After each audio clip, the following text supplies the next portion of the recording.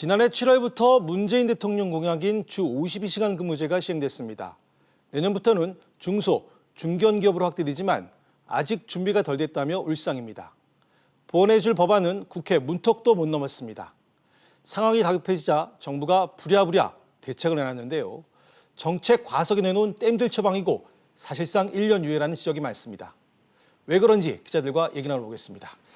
서정 기자, 내년부터 당장 300인명 기업들도 주 52시간 근무제가 시행되는데, 자, 중소기업들 준비 상황 어떻습니까? 중소기업중앙회가 지난달 500개 중소기업을 대상으로 근로시간 단축 중소기업 의견을 조사한 결과에 따르면 65.8%의 중소기업이 준비가 안 됐다라고 답을 했는데요. 예. 시행 유예가 필요하다는 응답률도 52.7%에 달했습니다.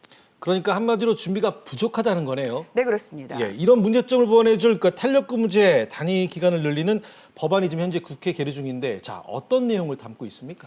네, 이 탄력 근로제란 예를 들어서 여름철에 빈과 업체처럼 특정 시기에 일이 많이 몰릴 때 주 52시간 이상을 근무하고 또 없을 때는 근무 시간을 줄여서 평균 주 52시간을 맞추면 되는데요. 예. 현재 노사가 합의할 경우 최대 3개월까지 허용을 하고 있는데 이 기간을 6개월로 늘리자라는 얘기입니다. 예. 지난 2월 대통령 직속의 노사정 사회적 대화기구인 경제사회노동위원회에서 진통 끝에 타협을 본 것인데요. 네. 여야 기싸움에 몇 달째 국회 통과가 불발이 되면서 당장 시행되면 해당 기업들은 생산 차질이 불가피한 상황입니다. 자, 사회적 타협기구에서 합의된 내용인데 왜 아직까지도 국회에서 처리를 못하고 있는 겁니까?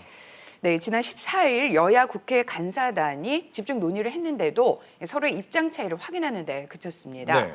네. 여당은 탄력 근로제 단위 기간 6개월 확대를 고수했고요. 야당은 최대 1년의 특별 연장 근로제 확대를 더 얹었습니다. 또 야당은 탄력 근로제 단위 기간을 6개월까지 확대하는 안을 수용하겠다면서도 선택 근로제 정산 기간을 현행 1개월에서 3개월로 늘리자고 요구를 했습니다. 예. 반면 여당은 ILO, 국제노동기구 협약 국회 비준 등 노동 현안 법안을 일괄 처리해야 야당의 요구를 수용할 수 있다며 팽팽히 맞서고 있습니다. 자, 그런데 이 탄력 근로제 단위 기간 확대를 놓고서 노동자 측 특히 민노총이 반발을 하면서 경사노위에 불참하는 바람에 반쪽짜리 합의가 됐다는 얘기가 나오는데, 자, 이 당시에 왜 반대를 했던 겁니까? 네, 일단 한마디로 말씀드리자면 노동자들에게 불리하다라는 이유 때문입니다. 네. 과로뿐만 아니라 회사 측이 꼼수를 부려서 임금도 줄어들 가능성이 높다는 건데요. 결국 처음 3개월은 과로 우려에 또 나머지 3개월은 실질 임금이 줄어드는 우려가 있기 때문에 단위 기간 연장을 반대한 겁니다. 알겠습니다. 자, 반쪽짜리지만 탄력 근로제 확대 법안은 노동단체도 합의를 한 보완 대책인데요. 자, 최다리 기자. 자, 이렇게 속도를 내던 주 52시간제 확대가 국회에서도 꼬이자 대통령과 주무장관도 보완이 필요하다는데 인식을 같이 했었습니다. 네, 문재인 대통령은 노동시간 단축에 대비하지 못한 기업 부작용이 크다는 경영계 우려에 공감했는데요. 탄력근로제 단위기간 확대 같은 보완 법안의 국회 통과를 강조했고요. 법안이 통과하지 못할 경우 정부 차원의 그 보완 대책 마련도 주문했습니다. 네. 문 대통령의 말 들어보겠습니다. 확대 시행되는 것에 대해서는 경제계의 우려가 큽니다. 만에 하나 입법이 안 될 경우도 생각해 두지 않으면 안 됩니다. 또 박영선 중소벤처기업부 장관 역시 주 52시간제 통과 때 저도 투표를 했는데 많이 반성하고 있다고 했습니다. 심도 있는 논의를 했어야 했고 예외 규정을 뒀어야 한다며 준비 안 된 주 52시간제에 대한 보완 입법이 필요하다고 밝혔습니다. 자, 그래서 고심 끝에 정부가 보완 대책을 내놨습니다. 네, 문재인 대통령이 보완책 주문을 한 지 40일 만입니다. 네. 먼저 현행법상 주 52시간제를 위반하면 그 2년 이하의 징역형이나 2천만 원 이하의 벌금형에 처해지는데요. 네. 위반에도 처벌을 미루고 충분한 시정 기간을 주겠다는 겁니다. 사실상 주 52시간제 유예라는 평가가 나오고 있고요. 또 재해 등 특별한 경우에 연장 근로를 허용하는 특별 연장 근로 적용 기준을 확대하겠다는 겁니다.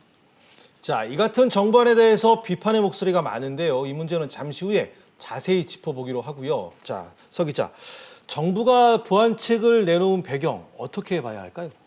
네, 최근 나라 안팎으로 경제 적신호가 켜진 상황에서 대기업보다 열악한 중견 중소기업들의 힘겨운 상황을 고려한 것이다라고 보입니다. 예. 또 국회가 관련 입법을 내놓을 때까지 시간을 벌겠다는 것으로도 보이는데요. 최근 국민과의 대화에서도 문재인 대통령은 주 52시간제 도입과 관련해서 입법이 먼저라면서 공을 국회로 넘겼습니다. 알겠습니다. 자, 어쨌거나 공은 국회로 넘어갔습니다. 자, 국회가 이번에 정부가 내놓은 보완책에 대해서 어떤 반응을 보였는지 궁금합니다.